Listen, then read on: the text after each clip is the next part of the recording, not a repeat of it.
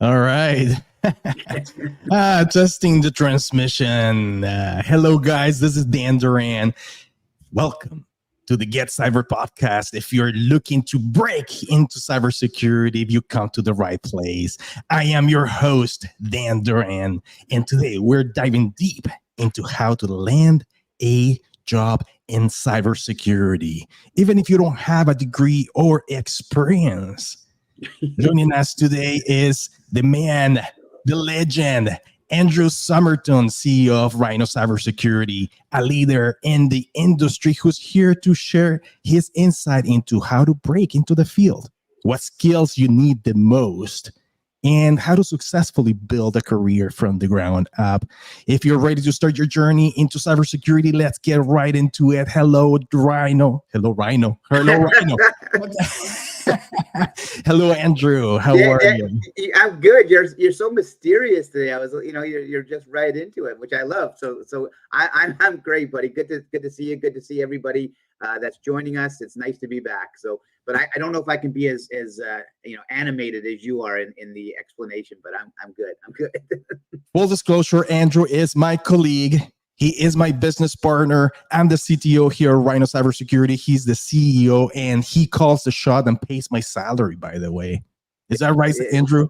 I don't know about that, Dan. It's a collaborative effort. And you know what? We have each other's backs, and we support each other, and we grow and learn from each other, which is critical. There's no question.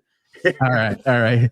Just having some technical difficulties. My audio here, so just controlling this. See, that's a little too loud. Give me 1 second. No problem. There you go. Perfect. I can barely hear you. Now, all right, Andrew Summerton, we have a whole bunch of questions for you. Everybody's waiting. We have a lot of people in the chat. Let me see. Who do we have here? I saw a few people commenting. We have Marlon, Tamara. We have a Ghost Low, Eduardo, Luis, Boris. And they're saying, Alvin is saying hi, KDL, hello, Sonia, Bright. We have a lot of people in the chat. Hello, how you guys doing? We are so happy that you guys are here to learn on how to get into cybersecurity without a degree. We have Andrew Summerton in the house. If there's any questions that you have, please put them in the chat. We'll be able to answer them. Hopefully, right? If we're good, let's keep it PG here, guys. All right, so Andrew. First questions. Who are you? What is your day like as the CEO of Rhyno Cybersecurity? Tell us a little bit about your daily activities and what you do, man. Who are you? That's so personal. Well, like everybody, I wake up first thing in the morning and I put my pants on one leg at a time. No, but you know what? I'm very fortunate to work with a team of unbelievable people. And I work in an industry that's always changing and always evolving. So my day really consists of constant change and tapping into the resources that we've built together, our team. And again, we have daily meetings, which is really cool. I mean, you guys all know we live in a virtual world now. I mean, look at how we're talking to the world. But we have weekly, daily stand-up meetings at 8:30. We all come together, no matter where we are in the world. We talk about our day, our events, etc. And then the day breaks out into multiple facets. Either me learning new tasks, me understanding our clients' needs, and looking around the corner, having conversations with different departments in our organization to make sure things are running smoothly, and to get their feedback, their insight. And so just, daily operations on a regular basis. Andrew, we already have questions here. So, we have Tausif Ansari. He's asking, I am into Google cybersecurity on Coursera. Is it worth doing this certification? What do you say to that, Andrew? You know what? Any certification in cybersecurity and strengthening your knowledge base is critical. So Coursera, I mean, obviously, it's a good course. You can certainly learn from it, and you tap into different knowledge bases, etc. Anytime you're going to pad your information and your knowledge in this industry is critical. So to answer your question is, any and all courses that Coursera is great. Yes, I've taken a few courses on Coursera. No certification, but actually, you know what? I did actually do, this is like going back freaking 7 years ago. I think I did a project management certification on Coursera, and it's helped me quite a bit. They're pretty good. And the thing is, like, they're not very expensive, right? No, that's the nice thing about it. Yeah. Absolutely. Yeah. So sorry for throwing you in a loop, Andrew. We're answering questions right off the bat. If you have questions, guys, just put them on the chat. And Andrew, the expert, the CEO of Rhyno Cybersecurity, is here to answer all of your questions. Take advantage of this opportunity. Put your questions on the chat as we go along. Andrew, Yeah. Andrew, Yeah. Go ahead. what drives you, not just in the field of cybersecurity, but what drives you as a CEO working for this beautiful, amazing organization of ours? What do you like the most, man? So I think it's a two answer question. I like the most is I like our team and our collaboration and how we support one another. That to me drives me. Passion, I think, is critical, and passion comes from a belief in making a difference in the world. And I really believe that, making a difference for our clients, offering solutions, recommendations that are going to build a cybersecurity culture and give them the ultimate protection they're looking for. And as we continue to change and morph, that's a big thing that drives me every single day. And then again, our team, I can't speak more highly of the organization and the team that we've created. And I say we, and I mean that collaboratively. Every single person in our organization, from our HR to our developers, to our cybersecurity engineers, to our SOC team, to our marketing team, everybody plays an instrumental role in our success. And that is what drives me each and every day, is that constant change and collaboration. Great. Awesome answers. I hope you're tuning in. If you're tuning in, if you have any questions, just put them on the chat. We'll answer them for you. All right. So let's get right into the meat of the matter. Right. Yeah. So for somebody that has no degree or experience in cybersecurity, let's say that, like I just started finding out what cybersecurity is, and it's kind of something that tickles my funny bone, and I have a feeling about cybersecurity, and I want to do this, but I have no experience. I have no degree. What are the first steps? Would be the first thing that I have to do to kind of break into cybersecurity and land a job? No, I mean, I think that is the number one thing right there. Ask yourself the question, what is it and how is it and where do I find that information, those results? So, and the nice thing about, we live in a tech world now, and everything's at your fingertips. But to answer that question is, obviously self-study. So to the gentleman's question earlier, actually one of them is actually Coursera, is what I'm recommending you to look into. There's Cybery, which is another one, Cybary, which is another good cost-effective course. There's Udemy. I know our organization uses a lot of Udemy courses with our development, a little bit of cybersecurity, but great courses. And edX, another really good course that for the fundamentals, giving you basically some online beginner courses that are really going to help you decide what you want to go into and where you want to go into. Okay, so just to put it in a nutshell, edX is one, Coursera is another one, Cybery is the other one that you're mentioning. Sorry, I don't have them on the screen here, but Coursera. You know what, Sean? It's a really good one that I think. Udemy is great. It's got a lot of courses, $20 per course. You can't go wrong with that, right?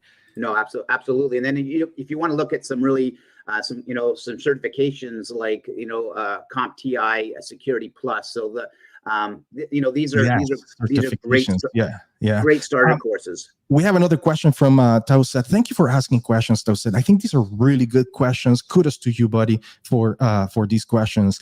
He says, can age be a hindrance for getting into cybersecurity? So age in terms of two things, like you might be considered, or you may consider yourself too young to break into cybersecurity, or too old, right? So is age a factor, Andrew? No, absolutely no. And the nice thing about that is you got to understand. So cybersecurity has morphed into this, oh my goodness, everybody's concerned about it. But most companies over the last 20 years have been heavily involved in IT support, ID solutions. And those individuals are always learning and having to better their skills with their IT into the security. And then you have younger people coming into school with, certain computer sciences and things like that are morphing from IT into security and the collaboration. So to answer your question, absolutely no. It doesn't matter whether you're young or old. You can absolutely learn. Just do it, man. Do it. Get into it. If you have a passion for it, do it. I have a couple of things. So the first one is a shout out. I want to give a shout out to one of my friends and former former colleagues of mine, Daniel Young. He is on the line there. He says, "Hey, from Music City, Canada, Nice. Music City. Big shout out to you guys. I was there yesterday. Beautiful place. Love the place. Full of instruments everywhere. It was good times. Good times. So Daniel, it's awesome to see you again, and I had a good time in there. Now I have a question. Look at this. I have a question. Nick Stick says, "Please, sir, tell me how I can connect my Kali Linux to wireless connections." You're probably watching one of my videos in my Get Cyber channel. We have 25,000 subscribers in the channel. Hey, guys, if you are there, hit the subscribe button. Go to the Get Cyber channel on YouTube. Hit it, smash it right now. Also, we have a Discord channel, a server that you can join in. And if you have Next is Productions, join on our Discord, because all of these questions are going to be answered in there. So I just wanted to make a kind of a sideline. Thank you for the question. Completely not related to what we're talking about, but go to the Discord channel. And he says, "I'm actually a teenager. I want to learn cybersecurity." Good for you, buddy. Good for you. Cybersecurity is amazing. It's an amazing thing. I enjoy it. I eat it for breakfast in the morning. You do. I dream about it. That's all I do in terms of cybersecurity. He says he is a subscriber. Awesome. Good for you, buddy. And we have other questions here. To Seth, you're taking the stage, man. You're taking the stage. Cybersecurity, your HTV walkthroughs are great. Thank you so much. Hack the Box. I have done some walkthrough. I'm a pro hacker in Hack the Box. That's like really high rank in hack, because I enjoy hacking, penetration testing, cybersecurity, vulnerability assessment, and doing all of this stuff. Thank you so much. I really appreciate your questions and your comments, your kudos. We have Diego Macastrion in the line. He says, "Are there cybersecurity careers that don't require certifications?" Andrew, do you want to answer that? Yeah, absolutely. I mean, the thing is, with obviously anything with certifications helps build your credibility and stance to move forward. I mean, a lot of times you'll see that people, as I was mentioning earlier, people that are in the IT space are learning through your, obviously these free courses, outreach, etc. And they're learning and they're doing more cybersecurity. They're still tapping into resources. The more education you have, the obviously the better it is, the more you can advance your skill. But no, you don't have to. You can be an analyst. You can basically be a customer service rep. You can be, there's all kinds of things that you can do that obviously are going to hone your skills and you continue to advance. But to have courses, absolutely, it is important. There's no question, because again, it just strengthens who you are. I think you're making a distinction between certifications and courses, right? Right. Certifications, okay, you have to go through a whole bunch of courses and then write an exam and then pass it, and then you have a badge of honor that says, "I am certified on this, this, and this." That's really old school. Okay, that's really old school. It's still good. I mean, by all means, if you have the means and you want to do a certification, go ahead and do it. I think it'd be very, very helpful. It absolutely helps. But if you don't, and you have to have the knowledge, right? So if you're going to go to an interview, unless it's just a starting job that you're getting where there's absolutely no knowledge, right? But you have to have at least minimal knowledge, I guess. This is from my side, right? No, and then for the technical side, you're 100% right. I mean, that I think a lot of the misconception right now, and you'll all see it on social media out there, Instagram and everywhere else, is like everybody breaking into cybersecurity. It's the best field. People are dancing on the beach and saying, you know what, I can work remotely and I make hundreds of thousands of dollars and I don't have to have a degree. And you know what, all these things sound, all these things sound wonderful. And I'm not saying they're wrong, but there is criteria behind getting into the field, and obviously making sure that you have that skill set that you're talking about, Dan. It's important for sure.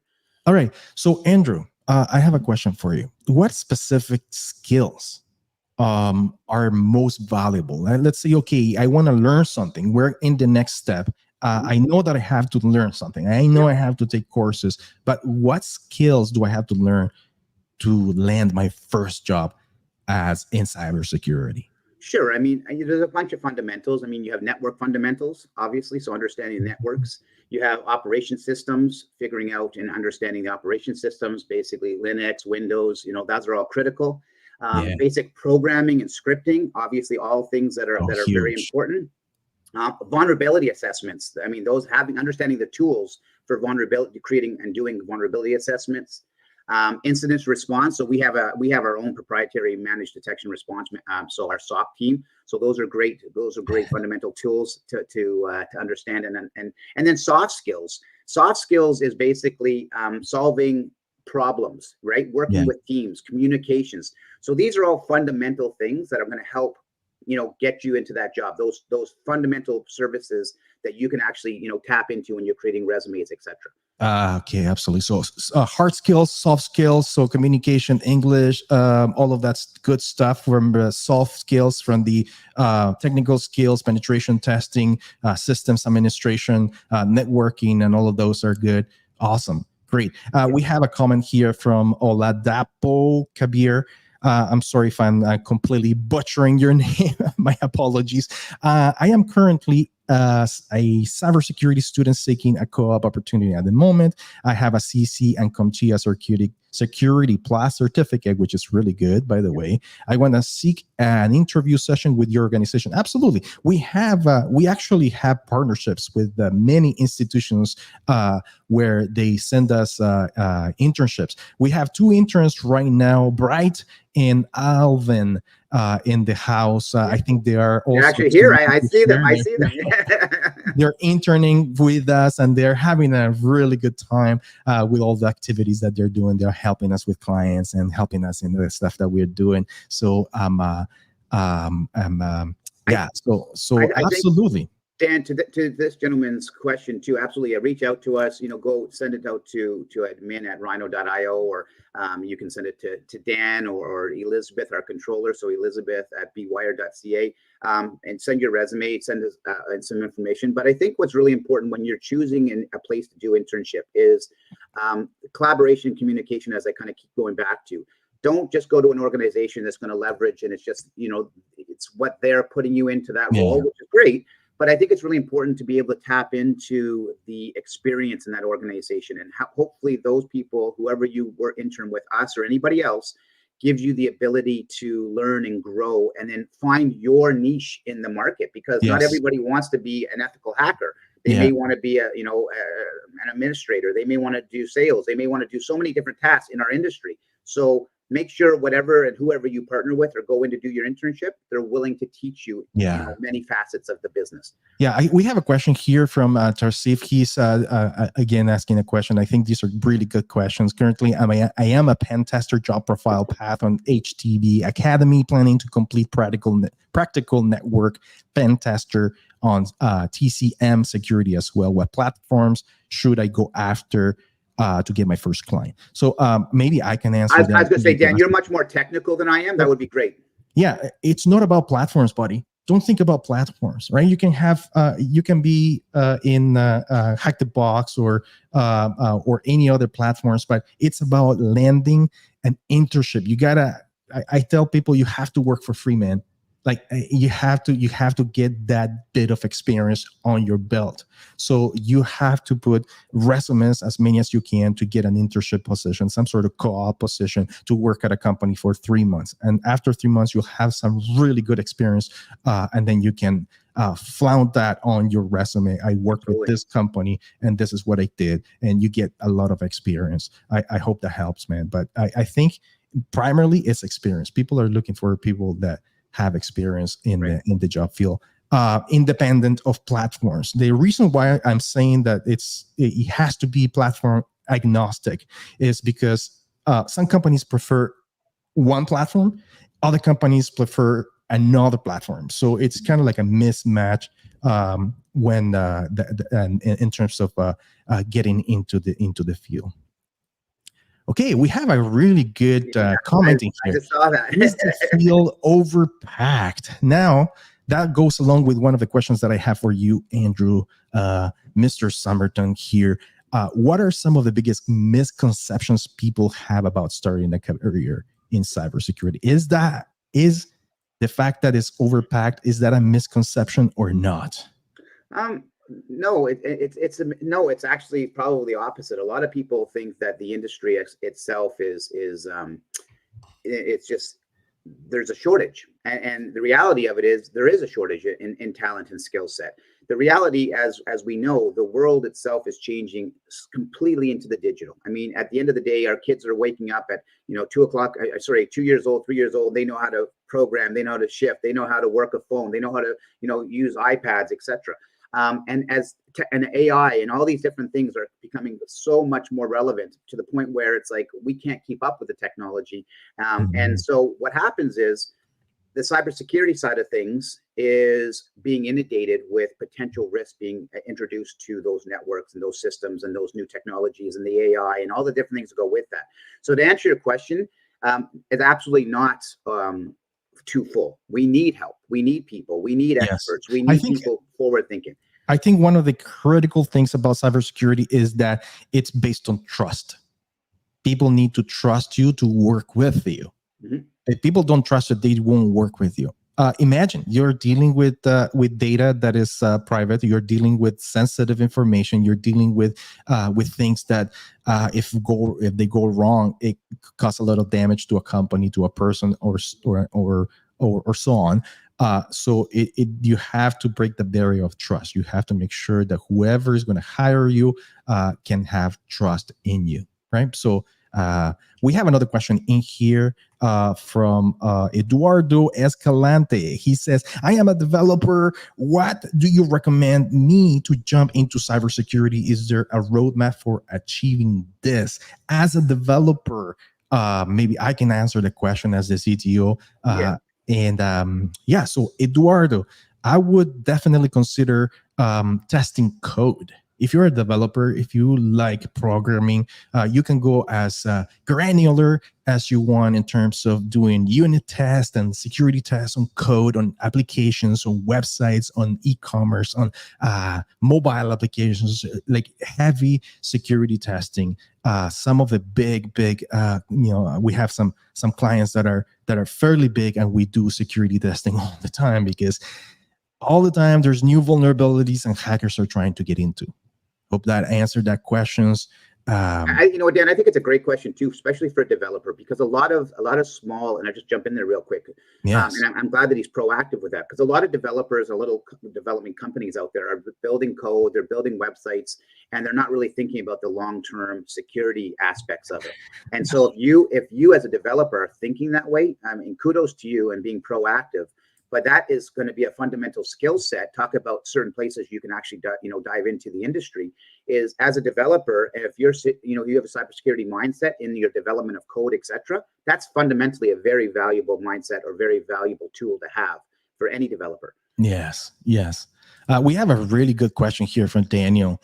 What's the best way for a company to protect their data from large organizations that may leverage the information against us? That's a really good question. So let's suppose you have an e-commerce site, or you have a website where you have a lot of information, right?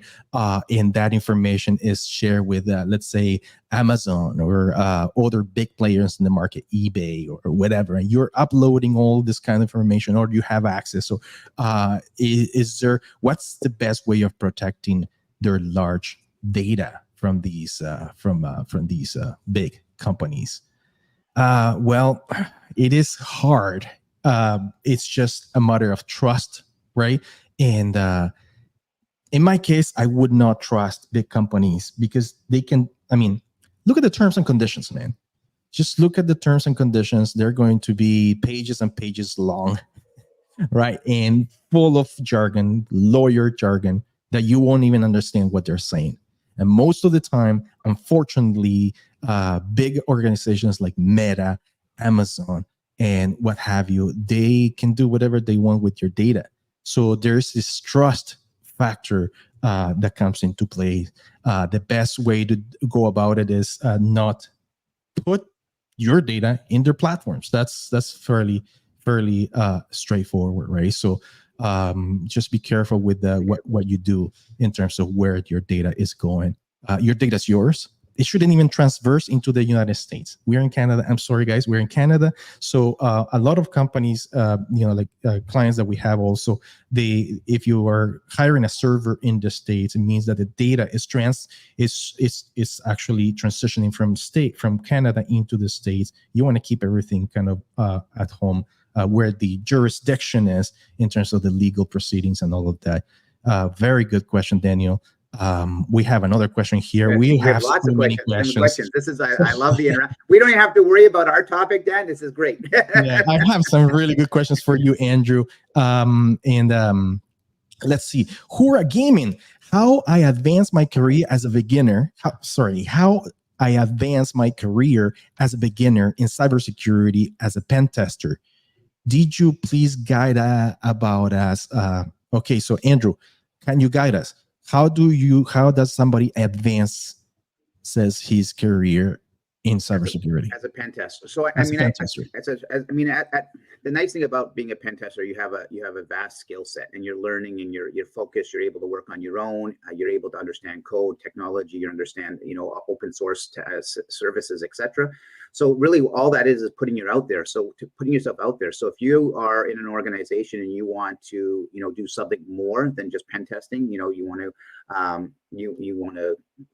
I don't even know. I mean, Dan, what are some really good examples of tapping into? But I mean, if you're already a pen tester, yeah, you have to get good at hacking. Right. So, so you gotta kind of like get out of the pack, right? And what I mean by that is there's a lot of IT companies out there. There's a lot of people that think that doing a scan using an automated tool is a pen test. Okay. So, I have, I have Burp Suite, I have OWASP app, I have Metasploit, I have a few tools that can do automated task, automated Nmap, for example, or SQL map or whatever, right? So you have those tools, those are automated. You just follow a script, you throw the scripts on the terminal, they do their job, they do the scans, the vulnerability assessment. I'm talking about OpenBAS, Nessus, and all of the other ones, right? So they give you a whole bunch of information in terms of what vulnerabilities are there for a specific client, a website, or a network, and so on. But that's where they stop. That's where they stop. They go, okay, I can't go any farther. I don't know how to. So what you want to do is learn the nitty gritty on how to actually do exploitation and be able to come out with those proof of concepts. So POCs, proof of concepts, those screenshots that say, yes, I exploited this vulnerability from the automated tool and I got into the system, and here's the proof. Exactly. And then you're completely out of the pack and not following the people that just do the automated scan. I think that is the most important thing in terms of moving as a pen tester your career upward. The better you are as an ethical hacker, the better jobs you're going to land, the better organizations going to be working for. And I think to that point, Dan, too, on top of that is the reporting process afterwards. It's one thing doing it and determining it, but then be able to put those reports together in a layman's term, so either at a C-level executive or a technology term. So being able to learn the actual skill set to transfer what you've done as a penetration test or an ethical hacker into a reporting process. So that's really important, because you can be incredible at doing this, but if you can't transfer that into a document to your client, it's not as helpful, right? So that's very important. That's something you can learn as well. Andrew, I have a question from Luis El Curioso here, which is a very good question. Is AI going to take over the world? Are we going to be left with no jobs? What's going to happen? Oh no, the terror. What are we going to do? His question is, hey Dan, don't you think AI might take over the cybersecurity? I mean, can automate some tasks, leaving lots of people without a job? Or what's your perspective on this topic? AI, Andrew, what do you think about this? You know what? So we can both answer this question, but I think the concern shouldn't be a concern. It's a reality. It's a fact that AI is a huge asset and a huge aspect of technology advancement. But you got to remember, as we advance with AI, and AI helps us with security and the security mindset and our tools and everything else, it basically creates more potential risks and vulnerabilities and concerns, right? So that's where it's all about advancing your career as a cybersecurity expert. AI absolutely is going to help and enhance. I mean, we've got so many different types of AI tools right now that we can use and leverage, but it also introduces more potential risk and vulnerabilities, right? So it's all about, it's a combination of both. Absolutely, 100%. I always say that AI is smart dumb. Okay, it's smart dumb. And I know it sounds like an oxymoron, but yeah, it's smart because it gets information from a lot of sources, and it's able to spit out a lot of data and a lot of information that is very valuable for you. But it's dumb because it's not very specific. If you are doing, if you are in the realm of development, for example, software development, software engineering, you ask AI and it's going to give you a whole bunch of code, but then inside of that code, it's not very specific, and then it's prone to lots of mistakes, right? So you have to have that. AI is very logical, but it's not intuitive. It doesn't have intuition.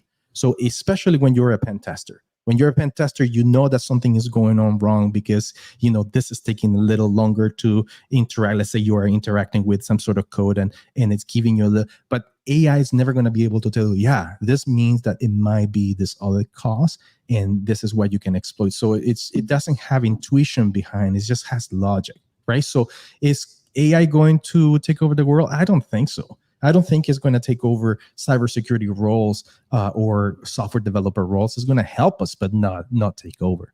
That's my take on it. Yeah, we have lots of questions, Andrew. We have another question, and this one is for you.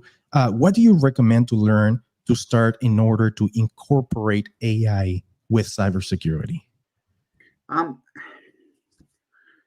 Dan's, it's basically services, open sources, tools that basically are going to help strengthen, to Dan's point just a minute ago, to help what you're currently doing. But then you have to look behind the curtain of that AI tool, right? So I think by understanding, having a knowledge, learning, there's courses, there's information, there's technology, there's so many different facets to AI right now. We're all learning from it, right? So I think what you have to do is just strengthen your AI understanding, but then have the individual skill set through courses, through learning, to be able to look behind that curtain of the AI component, to Dan's point, because you only see it from one angle. So now you have to look at it all the way around as that person. I'm not sure if that answers your question, but hopefully it does. Dan, does that make sense? We have here a comment. KDL says, so it's my last year of high school. When I graduate, I'm interested in cybersecurity. What is the best advice you can give for someone like me? Perfect. Andrew. Well, again, back to high school. I love it. So back to the very first questions, right? The nice thing about it is, if you are self-motivated, you love technology, just go into those courses we talked about earlier, and basically you can do some self-education, self-learning. You can ask questions through, ChatGPT about cybersecurity and what AI. There you go again. AI, absolutely.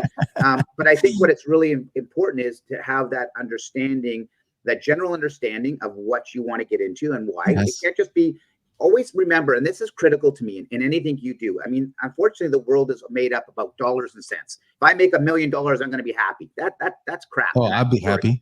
We're all, but it doesn't. But you need to find your passion. So coming out of high school, you are learning to find your passion. And it sounds like you want to enter into the cybersecurity space. So ask yourself the first question, why? And if it's because you want to help people, you want to make a difference, you want to constantly be learning, you want to see the advancement of technology in the world and how it morphs into and what it morphs into, the earlier question about AI, etc., then I think you're finding your passion.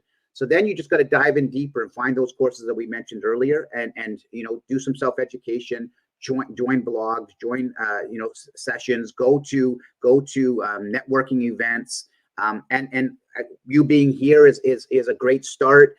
These are all things that are going to drive you as an individual. And passion is critical, because that's going to drive you to be successful in whatever it is you do. Yeah, and to learn, right? Like, if you don't have passion, you don't learn. You don't pick up the stuff, the courses, and you kind of like you gotta make sure that you don't procrastinate either, right? So you're fresh out of school,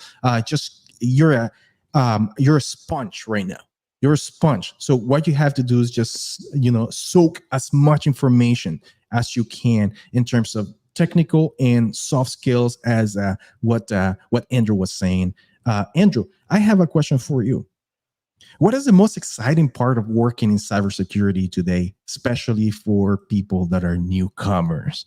Like, okay, you landed a job. Okay, so we gone through all of these steps. This is the information that I'm looking for. This is how I can pad my resume. These are the courses I have to take. These are the platforms that I have to do. Now, finally, I landed a job. What I'm expecting? What as a newcomer into cybersecurity, I landed an internship. I'm super happy. What to expect? I think one of the biggest misconceptions, as well as getting into cybersecurity, and is it's you're behind the scenes, you're quiet, you got to learn being by yourself, and you got to be able to it's to me it's the collaboration and education and drawing from each other, the industry, the vast amount of information, the fact that if you are passionate, just so you guys know, at Rhyno, we have a slogan we own. It's a trademark called "Protect with Passion." So that that just talks to our commitment and the passion component. But I think one of the biggest things I enjoy about cybersecurity and what I'm passionate about is the collaboration, the communication, the education component, and being able to constantly learn to help better protect not only our infrastructure and our company's infrastructure, but create a culture of knowledge versus a culture of fear. Because with so much technology out there, people are scared. They don't want to click on emails. They don't want to open things. Where's my information going to go? If I put my credit card in here, am I going to lose it? If someone's taking my identity on Facebook, or all these different things. But, if you can help build a culture of confidence versus a culture of fear, then I think you're making the world a better place. And that's what helps drive me every single day. Absolutely. Okay, we're going to take one last question, guys. Thank you so much for joining in. We really appreciate it. If you're new here in this chat, make sure you smash that subscribe button on YouTube right now. Go ahead and join the Discord. We have a lot of really good banter back and forth, lots of good discussion on Discord. So make sure you sign up as well. We have one more question that we want to answer before we leave. It's like way past. This is supposed to be a 30-minute episode. I love the interaction, though. I don't mind. I love the interaction. All right, guys. Bright, he says, I have a background in data analysis, sales, and a Bachelor of Science in Computer Science. I have just completed my coursework for a PGD in cybersecurity. Which branches of cybersecurity would you recommend I explore? You know what? I'm going to talk to you from a business perspective, right? And I'll let Dan maybe talk to you from a technical aspect. Okay. And this is kind of what this is kind of what I alluded to earlier, is finding your passion in the industry. Because we have a lot of examples in our company where people have come in with very little to no experience, but they were very good at what they did. And they thrive in our industry. They thrive in our community. They thrive in our business. So as a student, as someone who's learning, as someone who's growing, you have to ask yourself, what gets you up every morning? What makes you passionate? You could have a technical skill set and be an incredible salesperson and know just enough to be the best salesperson there is in the industry. And that's what drives you, because you're offering solutions and recommendations to a company. Or to Dan's point earlier, you could be a penetration, do penetration testing for an organization or a company. And you are really passionate about looking behind the curtain, to Dan's point, not leveraging open source technology and doing stuff manually and all that kind of stuff. Yes. So what really drives you is so to answer that question, it's an individual preference. That's my take on it. Circle. Right? For sure. Circle starts with passion. It ends with passion, guys. Okay, so you have different fields. You have a computer science degree, right? And you have a course work for a PGD. And now you have many avenues. And what Andrew's saying is that there's soft skills that you can target or you can go with, like sales or any type of social interaction role if you're really enjoying that, or you can do hard skills, get into penetration testing or incident response, or consulting or IT sysadmin, and all of these other specific, not generalistic or not general, but more specific hard skills. And kind of like the world is your oyster, right? So now you gotta pick what you love the most, and you can be a generalist. You can know a little bit of all of those, and then be able to consult with people and build those skills like that. Or you can just narrow down into the nitty gritty. Let's say I just want to do code security and for iPhone and Android. That's all I do all day, and that's what I immerse myself on. It's all up to you. I think the sky's the limit, basically. And Dan, I think just to add to that, I think what's really important, that's why I kind of jumped in there at the end, and I apologize if I cut you off, is one of the biggest things that drive me in this industry too, because I've been in many industries. I've run many companies. I've been in sales, marketing, ownership. You've been around, man. You've been around. I'm an old man. But I think one of the biggest things in this industry is you have multiple types of personalities, because you have very introverted type of people, to answer your question, right? You have extrovert type of people, so people who love to be in front of the camera, love to be talking, love to be dealing with clients, love to be talking to, troubleshooting. Or you have other people who like to be behind the scenes. Mm-hmm. And as a business leader myself, one of the biggest things I love and that gets me up in the morning is being able to work and learn about those people, right? Because I have to be able to adapt to how I'm going to, guide or lead or educate someone who's an introvert or someone who's an extrovert, or someone who wants to do both. And I have to learn from everybody. So to me, that's a huge thing. So you have to ask yourself, what type of person are you? And how do you want to basically capitalize on that personality to make you shine? And every company, like in our company, sorry, I didn't mean to cut you off. No, that's good. It's all good. My apologies. So, like in our company, we're in the world of misfits. Okay, I love it. We're in a world of misfits. We're all misfits, man. We have the what Andrew's saying, that people that are introverted and introverts, and they don't socialize very well, but they're really good at coding, and they're really good at what they do, and they can spend hours and hours in the matrix that is their computer system, right? And then we have other ones that are social butterflies, right? That they love socializing, they love interacting with people. So we have a different set of skills, different set of characters and personalities inside of the company. So, and I think a lot of companies are like that, right? And if you're a company that's not like that, then there's something wrong inside of the company, right? Yeah. All right, so Daniel Young just smashed the subscribe button. Awesome. I love it. Way to go. All right, guys, that's it. All the questions have been answered, and I appreciate, guys. It's so good to be back with you. And don't forget to join us in YouTube. Thank you so much for your time, and I hope you have a fantastic weekend. And I'll see you next time. Next time, we're going to be talking with, it's going to be open source information, it's open source intelligence with Hacktoria. They have some really cool challenges, and CTF, Capture the Flag. We're going to be talking with them one-on-one at 12 o'clock next Friday, live. Don't miss it. Thank you so much. It has been amazing. All the love. We love you guys, and I'll see you next time. Thanks, everybody. Appreciate it. Thanks, Dan.